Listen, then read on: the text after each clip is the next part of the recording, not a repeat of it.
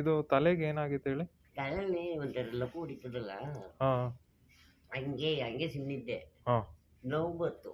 ಹಾ ಇದು ಬೋರಿಂಗ್ ಹಾಸ್ಪಿಟ್ಲಿಗೆ ಹೋದೆ. ಹಾ ಇಲ್ಲಿ ಮುಡ್ಚಕ್ಕೆ ಹೋದ್ರು, ಹಾ ಮುಡ್ಚಕ್ಕಾಗಲಿಲ್ಲ. ಹಾ ರಿಮೈನ್ಸ್ಗೆ ಹೋಗ್ಬೇಕು ಓ ಅಂದ್ರು. ಮೆನಿಂಜೈಟಿಸ್ ಈಸ್ಟಲ್ಲಿ. ಆವಾಗ ರಿಮೈನ್ಸಲ್ಲಿ ಹಾ ಇದನ್ನ ಮಾಡಿ ಓಪನ್ ಮಾಡಿದ್ರಾ?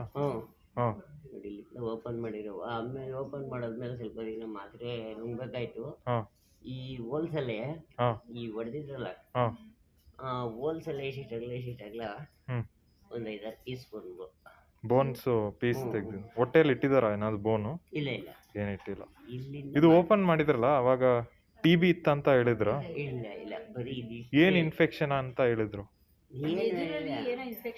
ಯಾವ ಇನ್ಫೆಕ್ಷನ್ ಅಂತ ಹೇಳಿಲ್ವಾ? ಅದ್ರದ್ದು ರಿಪೋರ್ಟ್ ಏನು ಇಲ್ವಾ? ಇರಬೇಕು.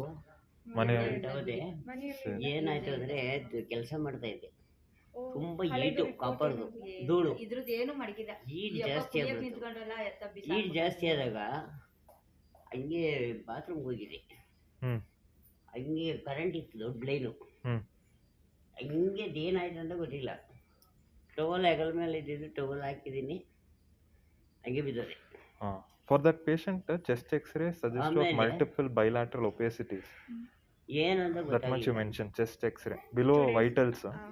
2 ಗಂಟೆಗೆ ಬಿದ್ದೋನು. Write down. 5 ಗಂಟೆಗೆ 5 ಗಂಟೆಗೆ ಏನಾಯ್ತು, ಅವಾಗ ಒಂದು ಸ್ವಲ್ಪ ಜ್ಞಾನ ಬಂತು. ಕೃಷ್ಣನಗರ ಸರ್ಕಲಲ್ಲಿ ಬಿದ್ದಿದ್ದು. ನಾನು ಎಲ್ಲಿದ್ದೀನಿ, ಏನು ಬಂದಿದ್ದೆ ಅಂತ ಬೈಲಲ್ಲಿ ಬಿದ್ದಿತ್ತು. ಓಕೆ, ಕೈ ಕಾಲೆಲ್ಲ ಏನಾದ್ರು ಏಟ್ ಆಗಿದೆಯಾ? ಇಲ್ಲ ಇಲ್ಲ, ಬರೇ ತಲೆ ಮಾತ್ರ ಏಟ್ ಆಗಿದೆ. ಏನು ಆಗಿರಲಿಲ್ಲ. ಬಟ್ ಅದು ರಿಪೋರ್ಟ್ಸ್ ನಿಮ್ಮ ಸರಿ. ನಿಂತ್ಕೊಳ್ಳಿ, ಒಂದು ನಿಮಿಷ ನಿಂತ್ಕೊಳ್ಳಿ. If he has hemoglobin 5.5, he will be very breathless, and his BP, how much is BP? BP 90-60. So it won't be 90-60. You will feel heart failure will be there. Walk ಮಾಡಿ ಸ್ವಲ್ಪ. ಕಾಲು ಸ್ವಲ್ಪ bend ಇದೆಯಾ? ಏನಿಲ್ವಾ? ಸರಿ ಸರಿ, ಬೇರೆ ಏನು ತೊಂದರೆ ಇಲ್ಲ.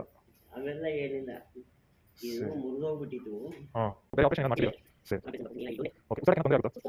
ಯಾವಾಗ ಜಾಸ್ತಿ ಸರ್? ಸರಿ ಓಕೆ.